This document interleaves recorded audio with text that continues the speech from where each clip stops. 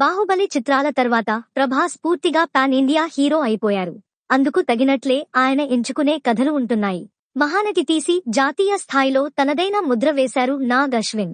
వీరిద్దరి కాంబినేషన్లో సినిమా అంటే అంచనాలు భారీగానే ఉంటాయి.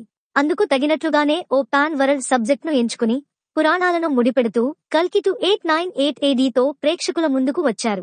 రికార్డ్స్ చూసుకో, ఎంతవరకు ఒక్క ఫైట్ కూడా ఓడిపోలేదు. భారీ బడ్జెట్, 4 ఏళ్ల నిర్మాణం, అమితాబ్ మరియు కమల్ వంటి హై లెవెల్ కాస్టింగ్ నటించడంతో యావత్ ఇండియన్ సినీ ఇండస్ట్రీ దృష్టిని ఆకర్షించింది. మరి ఆ అంచనాలను ఈ మూవీ అందుకుందా? ప్రభాస్ ఖాతాలో హిట్ పడిందా? వెండితెరపై నాగ్ అశ్విన్ చేసిన మ్యాజిక్ ఏంటో ఇప్పుడు చూద్దాం. ఇక కథ విషయానికి వస్తే కురుక్షేత్రం తర్వాత 6000 ఏళ్లకు మొదలయ్యే కథ ఇది. భూమిపై తొలి నగరంగా పురాణాలు చెబుతున్న కాశీ అప్పటికి చివరి నగరంగా మిగిలి ఉంటుంది.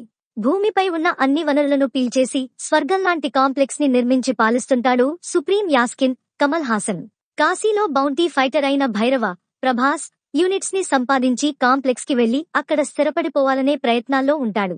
సుప్రీం యాస్కిన్ తలపెట్టిన ప్రాజెక్ట్ కే కోసం కాంప్లెక్స్ సైన్యం కాశీకి వచ్చి గర్భం దాల్చే అవకాశాలున్న అమ్మాయిల్ని కొనుగోలు చేసుకుని వెళుతూ ఉంటుంది. అలా ఎంతో మంది అమ్మాయిల్ని ప్రాజెక్ట్ కే కోసం గర్భవతుల్ని చేసి వారి నుంచి సీరం సేకరిస్తూ ప్రయోగాలు చేపడుతుంటారు. అలా సుమతి, దీపికా పదుకొనే కాంప్లెక్స్ లో చిక్కుకుపోయి గర్భం దాలుస్తుంది. మరోవైపు రేపటి కోసం అంటూ సంబల ప్రజలు ఎన్నో త్యాగాలు చేస్తూ ఓ తల్లి కోసం ఎదురు చూస్తుంటారు. ఆ తల్లి సుమతి అని నమ్ముతారు. మరి ఆమెని కాంప్లెక్స్ ప్రయోగాల నుంచి ఎవరు కాపాడారు? చిరంజీవి అయిన అశ్వత్థామకి, భైరవకి సంబంధం ఏమిటి? సుప్రీం యాస్కిన్ ప్రాజెక్ట్ కే లక్ష్యమేమిటి అన్నది తెలియాలంటే సినిమా చూడాల్సిందే.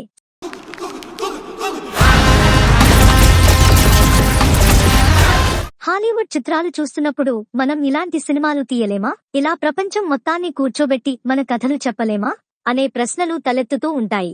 ఆ ప్రయత్నాన్ని విజయవంతంగా మనదైన కథతో చేసి చూపించారు దర్శకుడు నాగ్ అశ్విన్.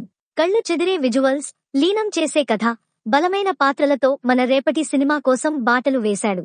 హాలీవుడ్ సినిమాల స్ఫూర్తితో కూడిన పాత్రలు, కల్పిత ప్రపంచాలు ఈ సినిమాలో కనిపించినప్పటికీ వాటికి మన పురాణాన్ని మేళవిస్తూ కథ చెప్పిన తీరు అబ్బురపరుస్తుంది. కురుక్షేత్ర సంగ్రామం సన్నివేశాలతో సినిమా ప్రారంభమవుతుంది. కథా ప్రపంచాన్ని, పాత్రల్ని పరిచయం చేస్తూ మెల్లగా అసలు కథలోకి తీసుకెళుతుంది సినిమా. ప్రభాస్ కూడా ఆలస్యంగానే తెరపైకొస్తాడు. నీటి జాడలేని భవిష్యత్తు కాశీ నగరం, ఆక్సిజన్ కోసం, ఆహారం కోసం తల్లడిల్లే ప్రజలు, కాంప్లెక్స్ దురాగతాలు కథలో లీనం చేస్తాయి. పాన్ ఇండియా ట్రెండ్ మొదలయ్యాక అడుగడుగునా హీరోల ఎలివేషన్ సన్నివేశాల్ని చూపిస్తూ సగం సినిమాని నడిపిస్తుంటారు దర్శకులు. కానీ నాగ్ అశ్విన్ ఇందులో హీరోయిజం కంటే కూడా కథకే ఎక్కువ ప్రాధాన్యం ఇస్తూ సన్నివేశాల్ని మలచడం విశేషం. కథలోని 3 ప్రపంచాలు వేటికదే భిన్నంగా ఉండేలా ఆవిష్కరించిన తీరు కట్టి పడేస్తుంది. ప్రథమార్ధంలో అక్కడక్కడ సన్నివేశాల్లో కొంత వేగం తగ్గినట్టు అనిపించినా ప్రభాస్ మరియు అమితాబ్ బచ్చన్ మధ్య సన్నివేశాలు మొదలైనప్పటి నుంచి తర్వాత ఏం జరుగుతుందనే ఉత్సుకత మొదలవుతుంది. చిన్న పిల్లలు సైతం ఇష్టపడేలా ప్రభాస్ పాత్ర కామిక్ టచ్ తో సాగుతుంది. ప్రభాస్ చేసే తొలి ఫైట్, కాంప్లెక్స్ లో దిశా పటానీతో కలిసి చేసే సందడి, విరామానికి ముందు వచ్చే సన్నివేశాలు first half highlight. Second half లోనూ అమితాబ్ మరియు ప్రభాస్ మధ్య సన్నివేశాలు, సుమతి పాత్రతో ముడిపడిన కథ కీలకం. పతాక సన్నివేశాలు సినిమాని మరో స్థాయిలో నిలబెట్టాయి. భారతీయ పురాణాల్లోని సూపర్ హీరోలు ఎలా ఉంటారో మచ్చుకు కొంచెం చాటేలా ఉంటాయి ఆ సన్నివేశాలు. రెండో భాగం సినిమా కథ భైరవ వర్సెస్ యాస్కిన్ తో ఉంటుందనే సంకేతాలతో ఫస్ట్ పార్ట్ కథ ముగుస్తుంది. ప్రభాస్ పాత్రకు సంబంధించి క్లైమాక్స్ లో వచ్చే ట్విస్ట్ అభిమానులతో విజిల్స్ వేయించడం ఖాయం. భవిష్యత్తు కాశీకి, కాంప్లెక్స్ కి మధ్య కొన్ని సన్నివేశాలు లాజిక్ కి దూరంగా ఉన్నా వెండితెరపై ఓ కొత్త ప్రపంచాన్ని ఆవిష్కరించడంలో దర్శక నిర్మాతలు, టెక్నికల్ బృందం విజయవంతమైంది. ఇండియన్ సినిమాని మరో మెట్టు ఎక్కించిన సినిమాగా ఇది నిలుస్తుంది. ఇక ఎవరెవరు ఎలా నటించారు అన్న విషయానికొస్తే ప్రభాస్ తన కటౌట్ కి తగ్గ పాత్రలో ఒదిగిపోయారు. కథే ప్రధానంగా సాగే సినిమా కావడంతో ప్రభాస్ తో పాటు ఇతర పాత్రలు కూడా బలంగా కనిపిస్తాయి. కొన్నిసార్లు స్టోరీ అంతా అమితాబ్ బచ్చన్ మరియు దీపికా చుట్టూనే సాగుతున్నట్టు అనిపిస్తుంది. అమితాబ్ బచ్చన్ ఇమేజ్, ఆయన నటన ఈ సినిమాకి బాగా ఉపయోగపడింది.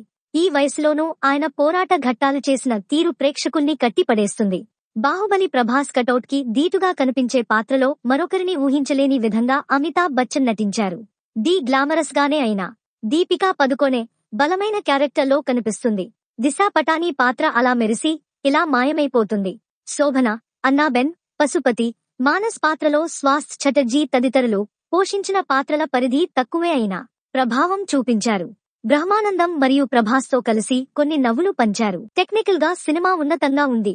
సంతోష్ నారాయణ్ నేపథ్య సంగీతం, జోర్డే కెమెరా పనితనం చిత్రానికి ప్రధాన బలం. ప్రొడక్షన్ డిజైన్, విజువల్ ఎఫెక్ట్స్ సినిమాని మరో స్థాయిలో నిలబెట్టాయి. సంభాషణలు బాగున్నాయి. దర్శకుడు నాగ్ అశ్విన్ విజువలైజేషన్, ఆయన చెప్పిన కథ మనసుల్ని హత్తుకుంటుంది. వైజయంతి మూవీస్ సంస్థ నిర్మాణం స్ఫూర్తిదాయకం. ఆ సంస్థ 50 ఏళ్ల ప్రయాణానికి దీటైన సినిమా ఇది.